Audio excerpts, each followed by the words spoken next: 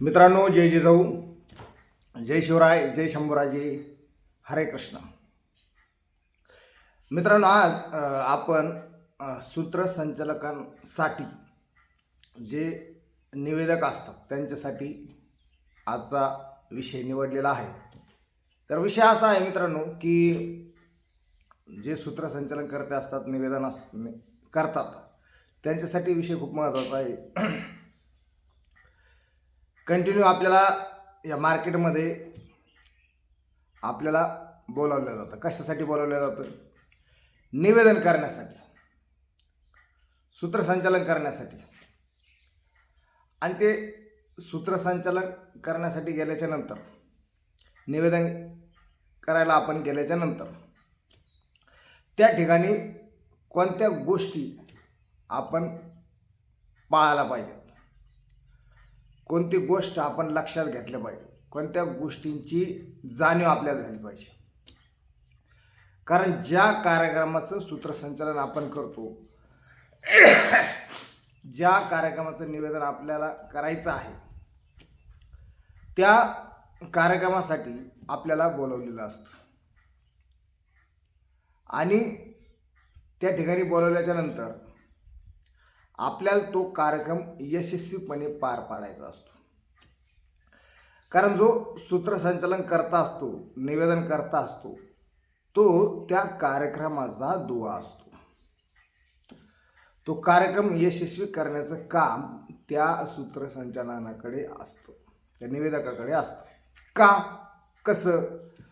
तर तो कार्यक्रम 1 महिन्यापासून, 15 दिवसापासून, 8 दिवसापासून मॅनेजमेंट त्या कार्यक्रमाचं त्या व्यवस्थापकाने केलेलं असतं.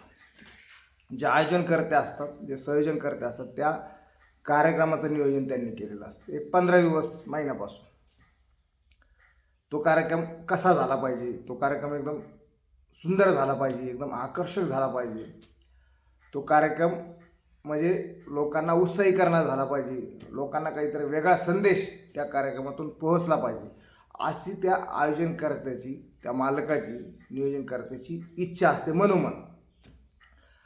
आणि तो कार्यक्रम चांगला करण्यासाठी, यशस्वी करण्यासाठी आपल्याला एखादा बोलणारा, निवेदन करणारा, सूत्रसंचालन करणारा त्या ठिकाणी पाहिजे, असं त्यांच्या मनामध्ये असतं.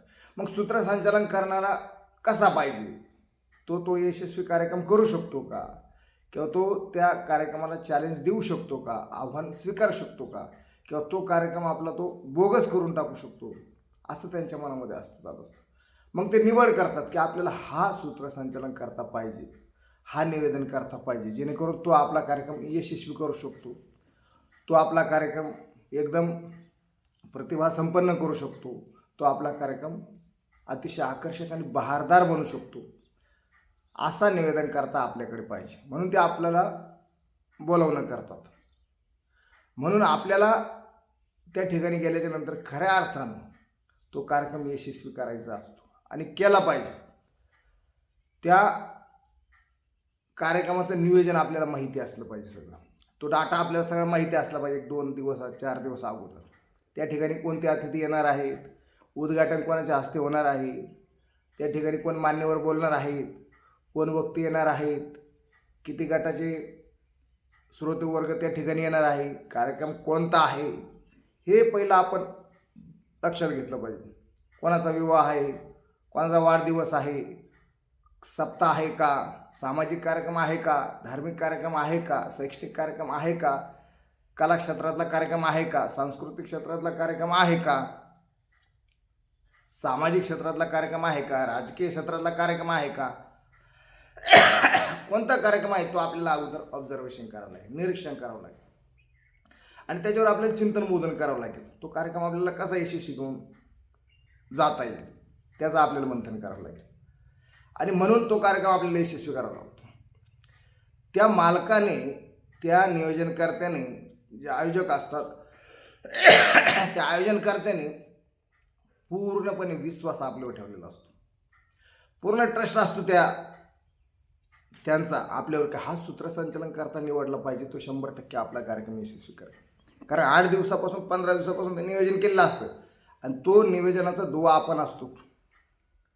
नियोजन आपल्याला ते पार पाडायचं असतं. त्यांचं मॅनेजमेंट, ते कारण त्यांना बोलता येत नसतं, कसं काय करायचं ते करता येत नसतं. सर्व नियोजन त्यांनी केलं असतं, फक्त बोलण्यामध्ये ते कमी पडले असतं, म्हणून ते आपल्याला निवेदनाला बोलत असतात. आणि म्हणून तो कार्यक्रम आपली पूर्ण जबाबदारीने आपण तो स्वीकारला पाहिजे, की मला हा कार्यक्रम एकदम मोटिवेट करायचा आहे, उत्साही करायचा आहे, मला त्या कार्यक्रमाला चॅलेंज द्यायचं, ते आव्हान स्वीकारायचं आणि एकदम जबरदस्त पद्धतीने आकर्षक एकदम बहारदार कार्यक्रम तो बनवायचा, हे आपल्या मनामध्ये असलं पाहिजे. आणि त्याची जबाबदारी आपण स्वीकारली पाहिजे. त्याचे सगळे पैलू आपण जाणून घेतले पाहिजे. तो कार्यक्रम कोणत्या ठिकाणी आहे, गोंगाटामध्ये आहे का, त्या ठिकाणी आवाज कशा आवाज येतोय का, गाड्यांचे आवाज येत आहेत का, ते मंगल कार्यालय कोणतं आहे, जेणेकरून आतल्या आत आवाज घुमतोय, त्याचा प्रेक्षकापर्यंत तो आवाज जात नाही आहे, किंवा श्रोतृवर्ग आहे, समुदाय बसल्या पुढे त्यांच्यापर्यंत तो आवाज जात नाही, अलीकडेच आवाज येतोय, चिडचिड होते, प्रेक्षक ओरडतात, ती जागा कशी आहे, हे सगळे नियोजन पाहिजे. त्या ठिकाणी कोण बोलणार आहे, तो कार्यक्रम किती वेळात आपल्याला आटपायचा आहे. कधी कधी इतकी गडबड होऊन जाते, इतकी कसरत असते त्या निवेदन जो करतो त्याची, कारण बरेचसे पाहुणे आलेले असतात अनेक कार्यक्रमामध्ये, त्याचं नाव घ्या त्याचं नाव घ्या, अशी गडबड गोंधळून जाते. पण त्या ठिकाणी गडबड गोंधळ न वळून जाता आपण एकदम संयमाने तो कार्यक्रम हाताळायचा असतो, तेव्हा तो कार्यक्रम यशस्वी होतो. नाही तर तो कार्यक्रम पडत असतो, आणि पडला की त्या सूत्रसंचालनाची फजिती होत असते, त्याला मानधनसुद्धा देत नाहीत ते लोक. असा कार्यक्रम होत असतो. म्हणून सूत्रसंचालकांनी खूप बारीक सारीक गोष्टी लक्षात घेतल्या पाहिजे. निवेदन जो करतोय त्याने खूप बारीक सारीक गोष्टी लक्षात घेतल्या पाहिजे. तो कार्यक्रम किती वेळात आटपायचा आहे, ते श्रोते बोर होतील का, त्यांच्या माइंडवर ओझं येईन का, मनावर ताण येईन का, श्रोते उठून जातील मध्येच भाषण चालू असताना, याची सुद्धा नियोजन आपल्याला करायचं. म्हणजे खूप जबाबदारीपूर्वक आपल्याला तो स्वीकारायचा कार्यक्रम, हे सगळं बसवायचं आपल्याला त्या कार्यक्रमामध्ये. त्याची काही ब्ल्यूप्रिंट आपण त्या मालकाकडून घ्यायची, की हे कसं काय करायचं, हे सगळं माहिती आपण घ्यायची. उठलंय आणि सुटलंय आणि लगेच बोलायला लागलाय, हे असं जमणार नाही. त्या सूत्रसंचालना करायला जातो आपण, तर माईक हातामध्ये काही भरकटायचं नाही, बोलायचं नाही. ते सूत्रसंचालकाने एकदम नियोजन व्यवस्थित करायचं, तेव्हा तो पार पाडू शकतो आपण कार्यक्रम. आणि त्या मालकाला सुद्धा उत्साह येतो, की जबरदस्त यार, खूपच सुंदर सूत्रसंचालन तुम्ही आमच्या कार्यक्रमाचं केलं, खूप भारी वाटलं, खूप भारी बोलतात. आणि त्या कार्यक्रम चालू असताना 100 लोकांनी तरी आपले नंबर घेतले पाहिजेत, 100 लोकांनी आपल्याला विचारलं पाहिजे की तुम्ही आमचा कार्यक्रम तो करा, असा कार्यक्रम झाला पाहिजे. नाहीतर ते कार्यक्रम बोगस कार्यक्रम करायचा नाही. सूत्रसंचालनाने 100% लक्षात घेतलं पाहिजे. त्या बारीक सारीक खाचाखोचा लक्षात घेतलं पाहिजे ना त्या गोष्टीच्या, त्या नियोजन, तेव्हा ते नियोजन परफेक्ट होत असतं. म्हणजे आपण एक ती जबाबदारीच घेऊन जात असतो. एखादा समुद्र आहे, तर समुद्रामध्ये आपण एखाद्या नावेमध्ये 10 लोक बसवलेत, आणि 10 लोक घेऊन आपण पलीकडल्या तीराला आपल्याला जायचे, तो ड्रायव्हर आपण असतो त्या कार्यक्रमाचा, म्हणून त्या नावेचा, त्या जहाजाचा त्या ड्रायव्हरने व्यवस्थित पार केलं पाहिजे. नाही तर ते मध्येच सगळे त्या समुद्रात बुडून जातील, तसं काही करायचं नाही. म्हणून तो कार्यक्रम पडन असं काही करायचं नाही. कार्यक्रम अतिशय एकदम उत्साही, एकदम समाधानी, एकदम मोटिवेशनल आणि एकदम समुदायाला, त्या मालकाला, करत्याला, आयोजनकर्त्याला तो पटला पाहिजे, पचला पाहिजे, रुचला पाहिजे, आवडला पाहिजे, असा कार्यक्रम आपण निवेदनकर्त्याने करायचा. 100% करायचं. त्याची सगळी माहिती, डिटेल्स अगोदर घ्यायच्या, 2 दिवस अगोदर. सगळे पाहुणे, आयोजक, वक्ते, कोण किती वेळ बोलणार आहे, कोणाच्या हस्ते मान सन्मान होणार आहे, काय तिथे काय प्रयोजन आहे, शाल श्रीफळ कोणाला द्यायचं आहे, फेटा कोणाला बांधायचा आहे, वक्ता कोणता आहे, उद्घाटन कोणता करणार आहे, महिला किती येणार आहेत, वडीलधारी मंडळी किती येणार आहे, हे जे तरुण वर्ग किती येणार आहे, बालगोपाळ किती येणार आहेत, त्या बालगोपाळांची ते बारीक सारीक चिल्लर पार्टीची कुजबुज त्या ठिकाणी होणार आहे का, या सगळ्या गोष्टीचं बारीक सारीक नियोजन आपल्याकडे असलं पाहिजे. जे निवेदन करतात, आम्ही महाराष्ट्रभर फिरतो, आम्हाला माहीत आहे, म्हणून मी आपल्याला शेअर करतो मित्रांनो. म्हणून आपण हा कार्यक्रम यशस्वीपणे पार पाडला पाहिजे. हा झाला पहिला मुद्दा. आता मुद्दा खूप महत्त्वाचा आहे. आता मुद्दा 2-3 मिनटं तुम्हाला सांगतो. आता आपण जे मानधन घेतो, आपण जे पाकिट घेतो, त्या संदर्भात आपण अगोदरच बोलायचं असतं. तो कितीही जवळचा असो, कितीही दूरचा असो, कितीही मित्र असो, कितीही कुटुंबातला असो, ती एक माणुसकीचा भाग झाला. परंतु आपण 100% कार्यक्रमाचं मानधन घेत असताना, पाकिट घेत असताना त्याचं नियोजन पहिलं लगेच सांगायचं मालकाला, किंवा ज्या मध्यस्थीने आपल्याला तो कार्यक्रम दिला आहे त्याला सांगायचं, म्हणजे तो मालकाला सांगेल. अशा पद्धतीने ते मानधनाचं सांगायचं की एवढी एवढी माझी रक्कम असते, एवढं एवढं माझं पाकिट असतं, ते तुम्हाला द्यावं लागेल. पहिलंच फोनपे करावं लागेल. तिथं गेल्यानंतर ते कार्यक्रमामध्ये ते मालक असतो, आयोजन करत असतो, नियोजन करत असतो, आणि आपण उगीच त्या ठिकाणी उभा राहून त्यांची वाट पाहून आपला टाईम वेस्ट करायचा नसतो. ते पहिलंच फोनपेला आपले पैसे टाकून घ्यायचे असतात. हे निवेदनकर्त्याला कळलं पाहिजे, कारण नंतर त्या ठिकाणी खूप गोंधळ होतो. कारण आपण काही पाकिटाविषयी बोललो नाही किंवा आपण काही मानधनाविषयी बोललो नाही की त्यांना एक वेगळाच भ्रम होऊन जातो.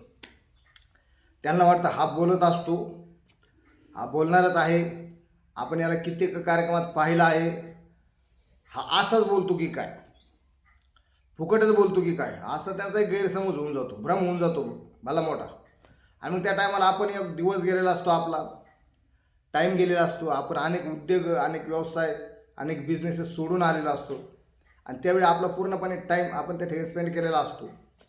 आणि मग त्या टायमाची कदर पुढचा माणूस करत नाही, कारण तो कार्यक्रम होऊन गेलेला असतो, आणि होऊन गेल्याच्यानंतर आपण काहीच करू शकत नाही. आणि म्हणून त्या ठिकाणी आपण गेल्याच्यानंतर आपलं जे पाकिट आहे, मानधन आहे, ते आपण पहिलंच मागून घ्यायचं. त्या संदर्भात अतिशय चांगली चर्चा करायची. एवढं एवढं पाकिट आहे, एवढं एवढं द्यावं लागेल, आपली काय ठरलेलं असेल तशा पद्धतीने. लांबचा प्रवास असेल तर त्या पद्धतीने घ्यायचं, जवळ 10 किलोमीटरच्या आसपास असं त्या पद्धतीने घ्यायचं, 1000 किलोमीटर 500 किलोमीटर जायचं असेल त्या पद्धतीने घ्यायचं. आपलं स्किलचे पैसे आपण 100% घ्यायचे, ते सोडायचे नाही. कारण फुकटचं किंमत राहत नाही, फुकटची किंमत कोणाला राहत नाही. ज्यावेळेस एखाद्याकडून आपण 5,000 रुपये घेतो, त्यावेळेस पुढच्याला पण कळतं की आपल्या खिशातले 5,000 रुपये गेलेले आहे. तर मग कार्यक्रम पण तसाच वाजवायचा आणि पैसे पण तसेच घ्यायचे. फुकटचं काम कोणाचं करायचं नाही. 100% निवेदकाने लक्षात घ्यायचं, फुकट कोणालाच करायचं नाही, फुकटची किंमत नसते. तो किती जवळचा असो किंवा लांबचा असो, आपलं स्किल आहे, आपलं टॅलेंट आहे, आपण अभ्यास केलेला आहे, आपण चिंतन केलेलं आहे, आपण मनन केलेलं आहे, आपण पाठांतर केलेलं आहे, आपण त्याचा सगळा अभ्यास केला, त्याच्यासाठी टाईम दिलेला आहे, त्याच्यासाठी रात्री जागलेलो आहोत, पहाटे जागलेलो आहोत, त्यासाठी वेळ काढलेला आहे, त्याच्यासाठी आपण कुटुंबाचा त्याग केलेला आहे, त्याच्यासाठी आपण गाडीला पेट्रोल डिझेल टाकलेलं आहे, त्याच्यासाठी आपण गेलेलो आहे. त्याच्यामुळे आपलं पाकिट घेण्यासाठी अजिबात संकोच बाळगायचं नाही, लाजायचं नाही. 100% पाकिट घ्यायचं. 5,000 असेल, 10,000 असेल, 3,000 असेल, 3,500 असेल, 15,000 असेल, व्याख्यान असेल, आपलं पाकिट 100% घ्यायचं. फोनपेला अगोदर मागू, नंतर त्याची किंमत राहत नाही. आणि नंतर मग तिथे गेल्यानंतर काही असे महाठक असतात. अनेक वेळा आमच्या लक्षात आलं कार्यक्रम करत असताना, ते महाठक म्हणतात की आम्हाला वाटलं तुम्ही तसंच बोलताय, आम्हाला वाटलं तुम्ही तसेच कार्यक्रम करतात, म्हणजे फुकटच असतं असं वाटतं. म्हणजे नेमकं येडे होऊन पेढे खातात की काय ते पण कळत नाही. म्हणून हे पाकिट आपलं अगोदर घ्यायचं असतं 100%. आणि पाकिट घेताना सुद्धा आपण जे मालक आहे, जे आयोजन करत आहेत, नियोजन करत आहेत, त्यांना आपला कार्यक्रम कसा झाला हे 100% विचारायचं, संकोच बाळगायचा नाही. त्यांची पावती आपण घ्यायची म्हणजे घ्यायची. 4 जणांची 10 जणांची तर येतेच, परंतु मालकाचं समाधान हे आपण शेवट करायचं असतं. पाकिट पैसे घेतोय ना आपण, मानधन स्वीकारतो ना, ते मालकाचं समाधान झालं की नाही हे पाहायचं. फुकट कधी करायचं नाही. मालकाला समाधानाची पावती आपण त्यांच्याकडून घ्यायची, त्यांना वेळ द्यायचा, विचारायचं 2 मिनटं, आणि जे आपला मान सन्मान सत्कार करते तो स्वीकारायचा, आणि आपल्या गाडीला सेल्फ मारायचा. जास्त वेळ तिथं थांबायचं नाही किंमत जाण्यासाठी. नाहीतर आपण पहिलं टॉपमध्ये बोलतो 1 तास, सगळा वातावरण निर्मिती आपण करतो, आणि वातावरण निर्मिती केल्याच्यानंतर आपण परत इतके भारी बोलतो, हजारो लोकांच्या समोर बोलतो, आणि आपण तिथंच आपलं फिरत राहतो, लोंडा घोळत राहतो. ते सुद्धा खूप किंमत जाते आपली. त्यामुळे किंमत घालवायची नाही. आपण 5,000 घेतले ना, 3,500 घेतले ना, 10,000 घेतले ना, आपल्या गाडीला सेल्फ मारायचं, पुढे निघून यायचं. तिथं किंमत घालवत बसायची नाही आपली. निवेदकाने ह्या गोष्टी पाळायच्या. तिथंच हातात हात द्यायचे, तिथंच मी कसा बोललो, काय कसा बोललो हे चर्चा करत बसायची. कसा कार्यक्रम झाला, असं झालं तसं झालं, काही गरज पडत नाही. आपलं पाकिट उचलायचं, निघून यायचं. सांग, तिथं थांबायची काही गरज नाही. म्हणून 100% पाकीट हे घ्यायचं, सोडायचं नाही. त्या मालकाला कधी कधी असा भ्रम होऊन जातो की हजारो ठिकाणी बोलतो मी असंच फुकट बोलतो की काय, किंवा मग एवढेच पैसे घ्या. तुम्ही ते 1 तास बोलले मग 5,000 रुपये कशाचे? 5,000 रुपये आपल्या टॅलेंटचे आहेत, आपल्या स्किलचे आहेत, आपल्या वक्तृत्वाचे आहेत, आपल्या बोलण्याचे आहेत, आपल्या ज्ञानाचे आहेत, आपल्या अभ्यासाचे आहेत, आपल्या टाईमचे आहेत. आपल्या स्किलचे पैसे आहेत ते 5,000 रुपये, ते सोडू नका. फुकट गाडीला डिझेल पेट्रोल टाकून तिथं जाऊन उगाच काहीतरी स्टंटबाजी न करता आपले पैसे आपण घ्या. नाही तर नंतर इतका प्रॉब्लेम येतो. तो मालकचा कार्यक्रम झालेला असतो. काही मालक माठक असे असतात की ते 5,000 ठरले की 3,000 आता टेकवतात. त्याच्यासाठी अगोदर मानधनाबद्दल सविस्तर चर्चा करा. ते घ्यायचं म्हणजे घ्यायचं, ते सोडायचं नाही. म्हणून मानधन स्वीकारायचं आणि आपला जो कार्यक्रम आहे तो योग्य रीतीने आपण हाताळायचा. बारीक सारीक गोष्टी त्याचा अभ्यास करायचा, जेणेकरून आपण तो जबाबदारीपूर्वक पार पाडू शकतो. आणि आपलं पाकीटसुद्धा 5 नाही तर 5.5, 10 नाही तर 10.5, 15 नाही तर 15.5 असं टेकवलं पाहिजे आपल्या हातामध्ये. इतकं कॉन्फिडन्सली आपण त्या ठिकाणी बोलायचं, इतकं वातावरण त्या ठिकाणी तयार करायचं, इतका जल्लोष त्या ठिकाणी तयार करायचा, इतका उत्साह त्यांच्यामध्ये भरायचा. मरगळलेले लोक असतील त्यांच्यामध्ये उत्साह भरायचा. त्या ठिकाणी कंटाळा आलेले लोक असतील ते सुद्धा हसायला लावायचे. त्या ठिकाणी बसलेले लोक असतील ते सुद्धा उड्या मारायला लावायचे. इतकं त्याच्यामध्ये शेरोशायरी असेल, चारोळ्या असतील, कवितेच्या ओळी असतील, अभंग असतील, श्लोक असेल, त्या ठिकाणी कथा असेल, किस्सा असेल, विनोद असेल, चुटकुले असतील, या सगळ्या गोष्टी त्या ठिकाणी जसा कार्यक्रम आहे तसा सांगायचा. त्या ठिकाणी इतकं सूत्रसंचालन निवेदन करता इतकं हुशार आणि शार्पनेस बुद्धीचा असला पाहिजे. विलक्षण आणि प्रचंड शक्ती त्याच्या माइंडमध्ये असली पाहिजे. त्यावेळेस तो वातावरण तयार करू शकतो. नाही तर गेलेत आणि ते आहे तेच बोललेत. एकच कार्यक्रमात जे आपण बोललो ते 3-3 वेळा बोलायचं नाही. वेगवेगळे फंडे वापरायचे त्या ठिकाणी. तेव्हा आपण प्रसिद्ध होत असतो, तेव्हा आपण जबरदस्त मार्केटमध्ये प्रमोट होत असतो. सूत्रसंचालन या गोष्टी नियोजित लक्षात ठेवायच्या. आणि व्हिडिओ आवडला असेल तर 100% लाईक करायचा, व्हिडिओ शेअर करायचा इतर सूत्रसंचालकांना, निवेदकांना, जे नवोदित वक्ते असतील त्यांनासुद्धा. आणि यूट्यूब चॅनल सबस्क्राईब करायला विसरायचं नाही, कारण यूट्यूब चॅनल सबस्क्राईब करायला काय पैसे लागत नाहीत, तो सहजासहजी होऊन जातो. आणि आपल्याला ह्या सगळ्या बारीक सारीक गोष्टीचं ज्ञान मिळतं. ज्ञान आपण वयोवृद्ध होईपर्यंत घेऊ शकतो 100%. कारण ज्ञान हे वाघिणीचं दूध आहे, शिक्षण हे वाघिणीचं दूध आहे. हे दूध जर आपण पिलो, प्राशन केलं तर गुरगुरल्याशिवाय राहत नाहीत. ज्ञान खूप 100% घेतलं पाहिजे. मित्रासोबत बसलं त्याचं ऐकलं पाहिजे, त्याचं ज्ञान घेतलं पाहिजे. 100 लोकात बसलो त्यांचं ज्ञान घेतलं पाहिजे. ज्ञानाने आपली प्रगती होते, यश शिखरावर पोहोचतो आपण. म्हणून ह्या गोष्टी आपण लक्षात घेतल्या पाहिजे. यूट्यूब चॅनल सबस्क्राईब करायला विसरू नका. इतरांनाही शेअर करा आणि लाईक करा, कमेंट्स करा. धन्यवाद. हरे कृष्णा. जय जिजाऊ, जय शिवराय.